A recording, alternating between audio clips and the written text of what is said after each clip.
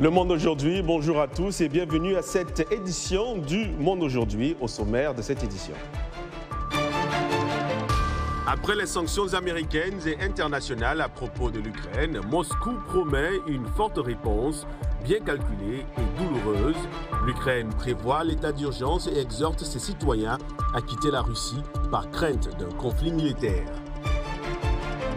Conflit en Éthiopie, le Premier ministre Abiy Ahmed se dit ouvert à la négociation avec les rebelles tigréens, mais reconnaît qu'il n'existe pas encore de dialogue entre les protagonistes de cette crise qui a fait de nombreuses victimes. Et nous parlerons de sport avec l'inauguration hier dans la Liesse d'un stade aux normes internationales à Diamniadio, à une trentaine de kilomètres de Dakar.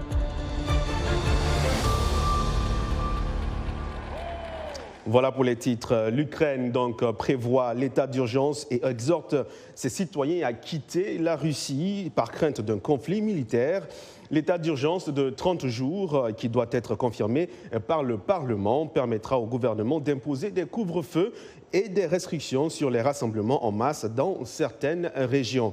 Entre-temps, l'Union européenne viserait, selon le New York Times, des personnalités proches de Vladimir Poutine dans le cadre des sanctions annoncées contre la Russie, suite à ce que Joe Biden a appelé le début de l'invasion de l'Ukraine.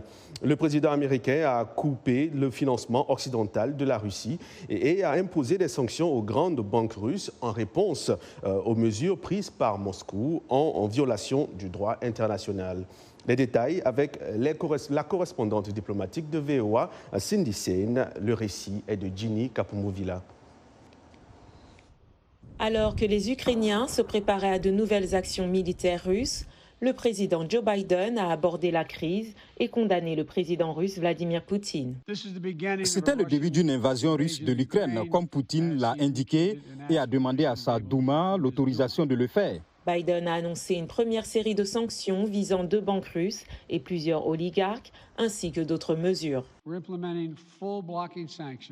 Nous mettons en œuvre des sanctions globales sur la dette souveraine russe. Cela signifie que nous avons coupé le gouvernement russe de financement occidental. Il ne peut plus lever de fonds auprès de l'Occident et ne peut plus négocier sa nouvelle dette sur nos marchés ou sur les marchés européens. Biden a souligné à quel point les alliés de l'OTAN sont unis contre l'agression de la Russie. Il a déclaré que les États-Unis travaillaient en étroite collaboration avec les dirigeants allemands pour s'assurer que le gazoduc Nord Stream 2, reliant la Russie à l'Allemagne, n'avancerait pas, faisant écho à une annonce antérieure du chancelier allemand Olaf Scholz. Après avoir rencontré le ministre ukrainien des Affaires étrangères, Dmytro Kuleba, à Washington, le secrétaire d'État Antony Blinken a déclaré aux journalistes qu'une éventuelle rencontre avec le ministre russe des Affaires étrangères, Sergei Lavrov, cette semaine n'aurait pas lieu. Maintenant que nous voyons que l'invasion a commencé et que la Russie a clairement exprimé son rejet total de la diplomatie, cela n'a pas de sens d'aller de l'avant avec cette réunion en ce moment. Le chef de la politique étrangère de l'Union européenne, Josep Borrell, a également annoncé de nouvelles sanctions contre la Russie, affirmant qu'elles nuiront beaucoup à Moscou. Aujourd'hui, nous avons convenu que les 351 membres de la Douma d'État russe qui ont voté cette violation du droit international et de l'intégrité territoriale et de la souveraineté de l'Ukraine seront inscrits sur notre liste de sanctions. Avec le Parlement russe autorisant des opérations militaires plus larges à l'étranger, des experts confient à la VOA qu'il ne fait aucun doute que c'est un moment critique et que Poutine a annoncé son intention de détruire le statu quo en Ukraine.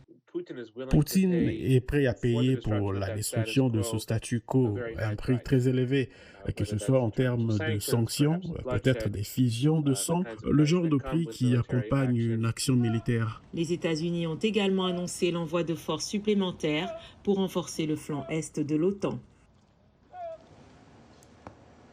Et selon les détails donnés par le conseiller adjoint à la sécurité nationale de la Maison-Blanche, Dalip Singh, le Kremlin ne peut plus lever de fonds aux États-Unis ou en Europe et sa nouvelle dette ne peut plus être négociée sur les marchés financiers américains ou européens. Yacouba Ouedraogo a joint à Johannesburg, en Afrique du Sud, Marissa Scott Torres, une des porte-paroles du département d'État américain. On l'écoute. Ces interdictions priveront le gouvernement russe d'un instrument clé grâce auquel il lève des capitaux pour financer ses priorités et augmenteront les coûts de financement futurs. C'est-à-dire, il refuse à la Russie l'accès aux principaux marchés et investisseurs américains. Et si malgré tout, Poutine persiste et envahit l'Ukraine, que feront les Américains? C'est quelque chose que le président américain a clairement indiqué, que la Russie prépare sa prochaine action et nous avons également préparé notre prochaine mesure. Donc, la Russie paiera un prix encore plus élevé si elle poursuit son agression, y compris des sanctions supplémentaires. Nous savons maintenant qu'il y a des mesures totalement défensives de notre part. Donc, nous n'avons aucunement l'intention de combattre la Russie. Nous voulons cependant envoyer un message sans équivoque, à savoir que les États-Unis, avec nos alliés, défendront chaque centimètre carré du territoire de l'OTAN et respecteront les engagements que nous avons pris envers cette organisation. En 2014, Vladimir Poutine a envahi la Crimée malgré les sanctions. Croyez-vous qu'il le fasse encore cette année face à l'Ukraine? Vraiment, tout est possible avec Poutine. Nous voulons une réponse diplomatique, mais comme j'ai dit, nous n'avons aucunement l'intention de combattre la Russie. Nous voulons trouver une solution diplomatique. Lutte contre le terrorisme au Mali, l'armée malienne a annoncé mardi soir avoir neutralisé ou arrêté des terroristes lors d'opérations au cours des derniers jours dans les régions de Tombouctou, Ségou, Mopti et Bandiagara.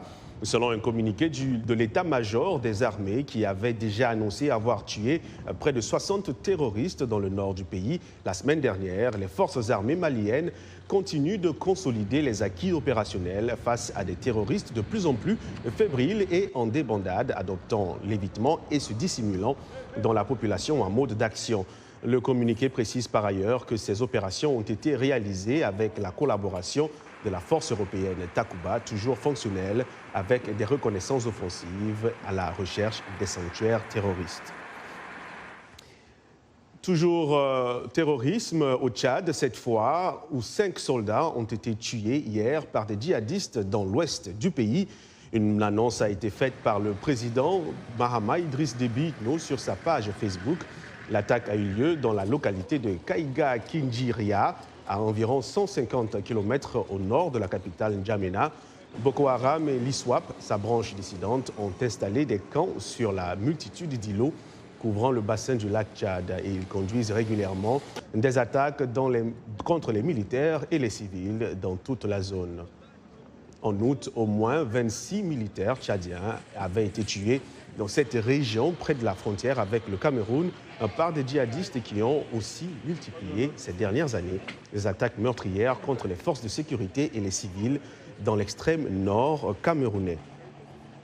On reste en Afrique centrale avec la RDC où, suite à la controverse autour de son choix par les différentes confessions religieuses, Denis Kadima, le nouveau patron de la Commission nationale électorale indépendante en République démocratique du Congo, a rendu public sa feuille de route pour les opérations électorales, dont la présidentielle, prévue donc en décembre 2023.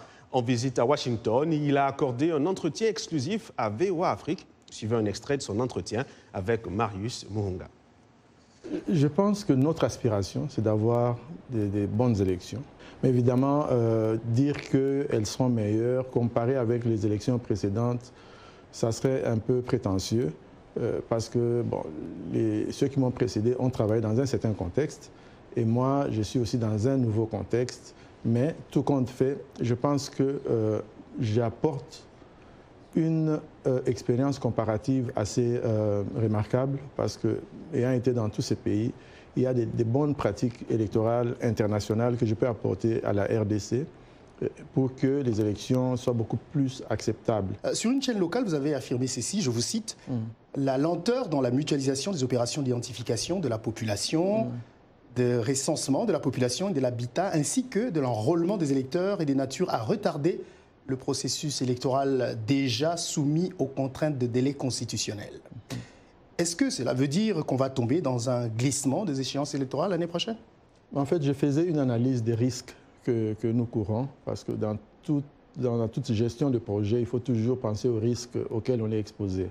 Et la mutualisation consiste à combiner les opérations que vous avez citées là, notamment le recensement de la population et l'inscription des électeurs. Alors, le ministère des Finances affirme que le gouvernement vous a déjà octroyé plus de 37 millions de dollars pour le processus électoral, alors que vous affirmez ne rien avoir reçu. En fait, c'était une coïncidence assez bizarre. Oui.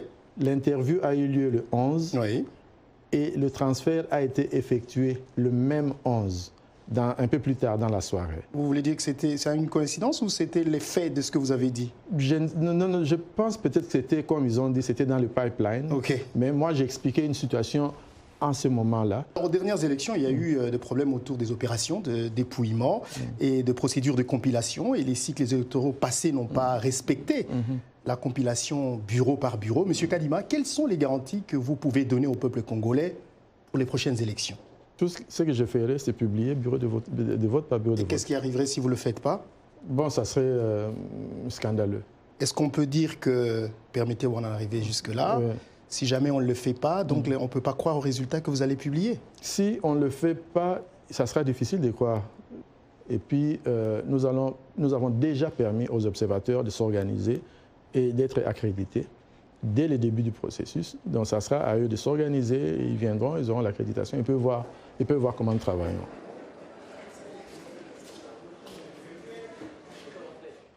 Voilà, c'est un entretien que vous pourrez retrouver en intégralité sur nos réseaux sociaux. Le Premier ministre éthiopien Abiy Ahmed se dit ouvert à la négociation avec les rebelles tigréens, mais reconnaît qu'il n'existe pas encore de dialogue entre les protagonistes de cette crise qui a fait tant de victimes. Gabi Dorsil résume ici les déclarations du leader éthiopien lors d'une séance parlementaire à Addis Abeba. Politique de la porte ouverte, calcul stratégique, quelle que soit l'opinion, l'approche d'Abiy Ahmed pourrait ouvrir la voie à un apaisement dans cette région minée par la guerre. Premier constat du Premier ministre éthiopien, quoi qu'on dise, il n'y a pas vraiment de pont entre son gouvernement et le Front de libération du peuple du Tigré.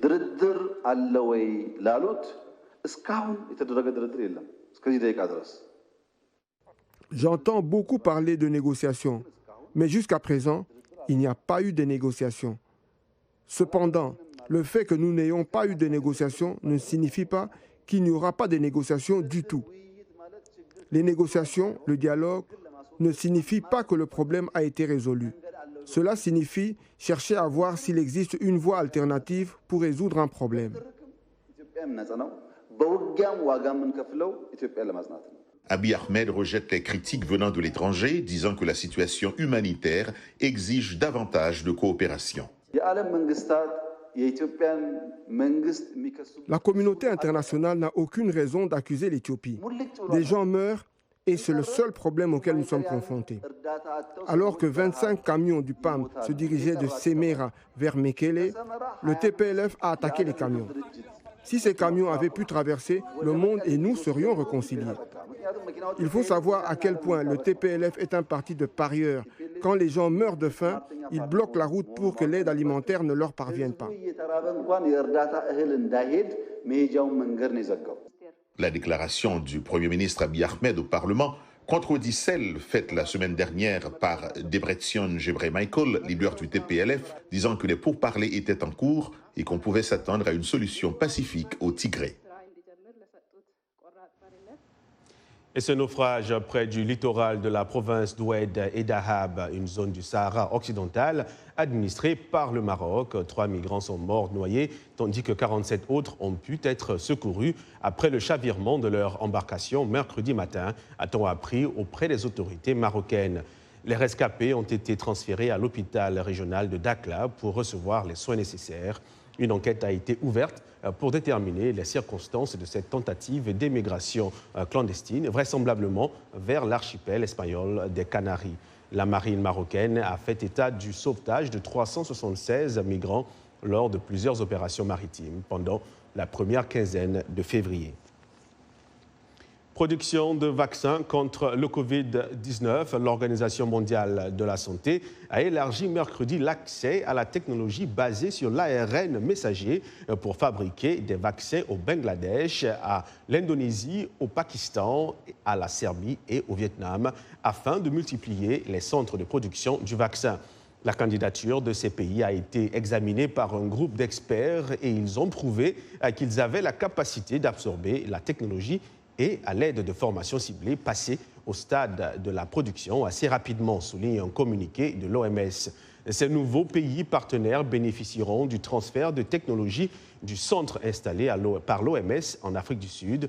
La semaine dernière, l'organisation onusienne avait déjà désigné 6 pays d'Afrique pour héberger leur propre production de vaccins à ARN-M. Jusqu'à présent, seuls Pfizer, BioNTech et Moderna avaient développé des vaccins à ARN messager.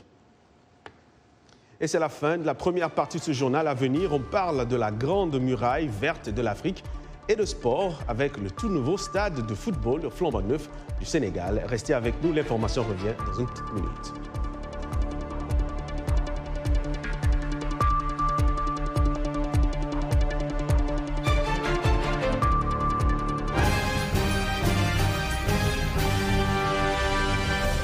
Mbote Ndeko Eli Sango, Mbote Nabino Banso, Mozali Kolanda, Saona Lingala, na la Voix de l'Amérique, Uto, Washington DC. Sango Mokili Lelo, c'est votre nouveau rendez-vous d'actualité en Lingala de la Voix de l'Amérique. Tous les jours, de lundi à vendredi, nous vous proposons 2 éditions d'actualité. La première, de 17h à 17h30 temps universel, et la deuxième, de 19h30 à 20h temps universel. Politique, société, culture, économie, sport. La rédaction Lingala de la Voix de l'Amérique vous donne rendez-vous pour décrypter l'actualité congolaise, africaine et du monde. Sango Mokili Lelo, c'est tous les jours, de lundi à vendredi, sur nos ondes et celles de nos stations partenaires, dans l'une des plus belles langues d'Afrique, le Lingala.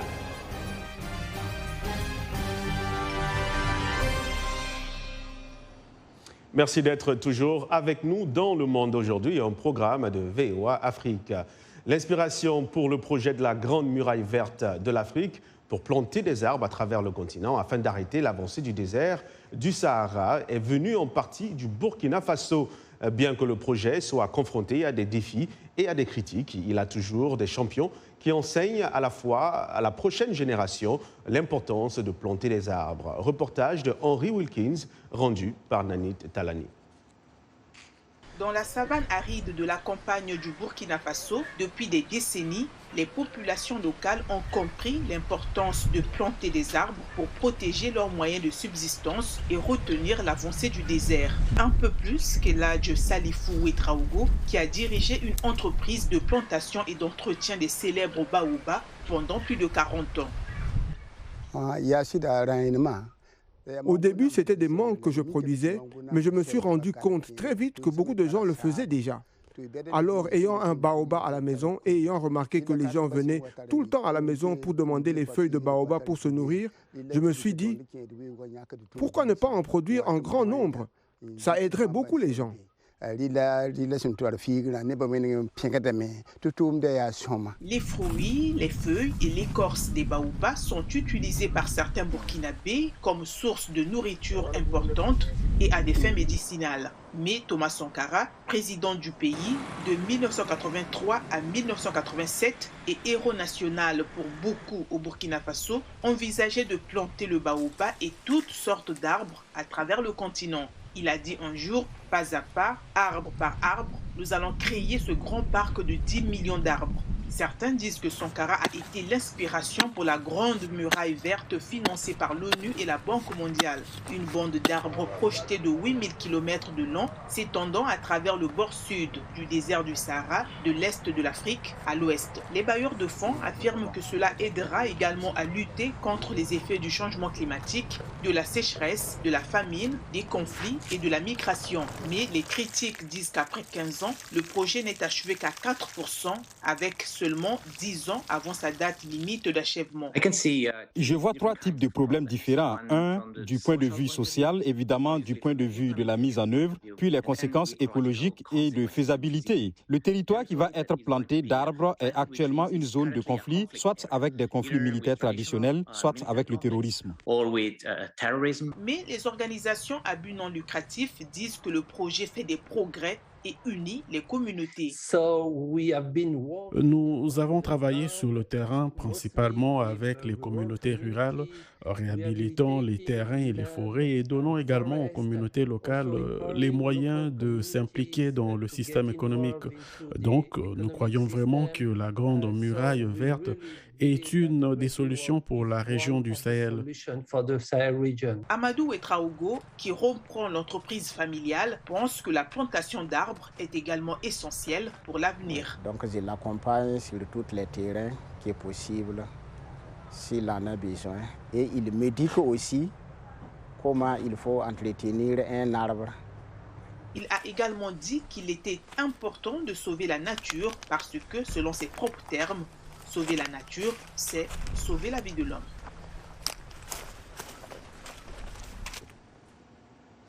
À un an des élections présidentielles en RDC, l'hypothèse d'un retour au pouvoir de Joseph Kabila s'invite de plus en plus dans les débats. Vendredi dernier, l'annonce face aux médias de la publication du livre de Néhémie Mouilania, son dernier chef de cabinet de 2015 à 2018, a de nouveau attisé les esprits. La presse a été conviée au prestigieux hôtel Pullman pour découvrir l'ouvrage sur les 18 années de pouvoir de M. Kabila, préfacé par ce dernier lui-même. Notre correspondante sur place, Anastasie Tudièche, a posé la question à l'ancien chef de cabinet sur l'éventuel retour de Joseph Kabila dans la course présidentielle. Voici sa réponse. Écoutez, ça serait de l'ordre normal des choses. On n'y est pas encore. Mais pourquoi pas? Ça peut servir de déclencheur à tout ça. Je vous ai dit, par exemple, la dernière partie, on parle de perspectives et on dégage la vision de Joseph Kabila et sa famille politique par rapport à ces perspectives. Là où nous avons laissé le pays, les rêves que nous avions du pays, de faire de lui un pays à revenu intermédiaire en 2030 et un pays développé en 2050. Et donc, ce sont juste des perspectives qui peuvent édifier. Mais également, ce n'est pas que ces idées devraient être mises en œuvre seulement par nous. Si elles peuvent servir les dirigeants actuels, ça nous ferait gagner du temps. C'est l'heure à présent de parler de sport. Nous retrouvons Yacouba Ouedraogo pour sa chronique hebdomadaire. Bonsoir Yacouba. Bonsoir Zouma et bonsoir à tous. Vous le disiez en titre, le Sénégal, vainqueur de la CAN et premier au classement FIFA sur le continent, a désormais un stade aux normes internationales. L'enceinte a été inaugurée hier dans la liesse à Diamniadio, à une trentaine de kilomètres de Dakar. Regardez. Un bijou, un joyau, plusieurs qualificatifs élogieux sont attribués au tout nouveau stade de Diamniadio qui porte le nom de l'ancien président sénégalais Abdoulaye Wade. Tout un symbole pour l'actuel président Macky Sall. Avec son aimable accord, j'ai décidé de donner le nom du stade du Sénégal à mon illustre prédécesseur, le président Abdoulaye Wade, en hommage à son parcours multidimensionnel d'intellectuel, de panafricaniste, d'homme politique et d'ancien président de la République du Sénégal. Le stade Abdoulaye Wade a été inauguré en présence de plusieurs chefs d'État, dont le président turc Recep Tayyip Erdogan, le Rwandais Paul Kagame ou encore le président du Libéria et ancien footballeur international George Weah. Des autorités du foot africain, Patrice Motsepe de la CAF et le président de la FIFA, Gianni Infantino, figurent aussi parmi de nombreuses autres personnalités présentes. Aujourd'hui, c'est un jour historique pour le Sénégal, pour l'Afrique, mais pour le monde entier, parce qu'on est là pour inaugurer un véritable bijou, un stade national incroyablement beau. Ce nouveau stade a été construit en 1 an et demi par une société turque pour un coût de 156 milliards de francs CFA. Il est doté d'une centrale solaire d'une puissance de 2 MW qui le rend quasi autonome en électricité. Des milliers de Sénégalais ont pris d'assaut les gradés du tout nouveau stade de 50 000 places. Ils seront encore sollicités le 29 mars pour le premier match officiel dans cette enceinte qui opposera le Sénégal à l'Égypte, un remake de la finale de la CAN 2021, mais cette fois-ci en éliminatoire du Mondial 2022. Désormais, c'est dans cette belle tanière que nos vaillants lions rugiront à la conquête de l'Afrique et du monde, portant haut les couleurs nationales et le credo d'Embedjer Ndindamli. Et déjà, ils vont pouvoir recevoir très bientôt l'équipe d'Égypte pour la qualification de la Coupe du Monde. Un match de gala a opposé des légendes du football sénégalais à celles du football africain, comme le Camerounais Samuel Eto'o et l'Ivoirien Didier Drogba. La rencontre s'est soldée par un score de 0-0. Ici, aux États-Unis, l'équipe nationale féminine de football a obtenu un versement de 24 millions de dollars et une promesse d'égalité salariale dans le cadre d'un règlement historique avec l'USA que entendait la Fédération américaine de football. L'annonce a été faite par les deux parties dans une déclaration commune. Le point avec Nanit Talani. C'est une victoire pour le football féminin américain à l'issue d'un match qui a duré près de 3 ans. US Soccer, la Fédération américaine de football, s'est engagée à verser un salaire à taux égal à partir de maintenant pour les équipes nationales féminines et masculines lors de tous les matchs amicaux et tournois. Cette annonce fait suite à un accord trouvé entre la fédération et un groupe de joueuses. La joueuse Alex Morgan, apparaissant aux côtés de la présidente de US Soccer, Cindy Parlow-Corn, salue cette avancée majeure. C'est une grande victoire pour nous, pour le sport féminin, pour les femmes en général, et c'est un moment que nous pouvons tous célébrer maintenant. Avant cet accord, les footballeurs de l'équipe nationale étaient mieux payés que leurs homologues féminines. 28 joueuses de l'équipe nationale féminine américaine avaient alors déposé un recours collectif contre ce qu'elles qualifient de politique discriminatoire de US Soccer. L'accord doit mettre fin aux poursuites engagées et porte sur 24 millions de dollars. Pour Megan Rapinoe, elle-même ancienne internationale, 190 sélections, c'est un jour nouveau pour le football féminin américain. Les joueuses qui vont suivre auront une bien meilleure capacité à jouer. Elles seront donc probablement meilleures que nous l'avons jamais été. Et c'est un peu le but. Avec 4 victoires en Coupe du Monde et autant de médailles d'or aux Jeux Olympiques, l'équipe nationale féminine de football des États-Unis est la plus titrée de l'histoire du sport chez les femmes.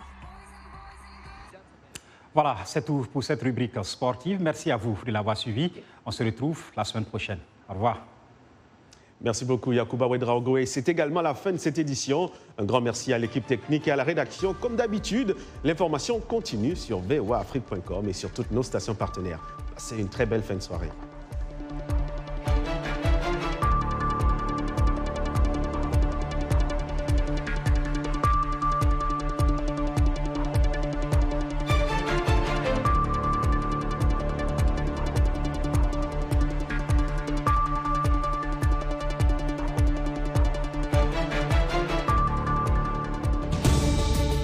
Washington Forum, le rendez-vous hebdomadaire de VOA Afrique à ne pas manquer.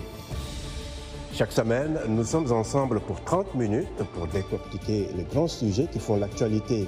Avec nos analystes et nos reporters, nous allons au fond des choses. Politique, économie, société, culture. Nous posons le débat et nos analystes sont là pour apporter l'éclairage. Washington Forum, c'est aussi vous, le public. Vous pouvez participer en réagissant au thème de la semaine sur nos réseaux sociaux. La rédaction de VOA Afrique vous donne rendez-vous sur ses chaînes partenaires, son site voaafrique.com et sur ses plateformes numériques pour prendre part à ce forum réalisé dans nos studios à Washington. À très bientôt dans Washington Forum.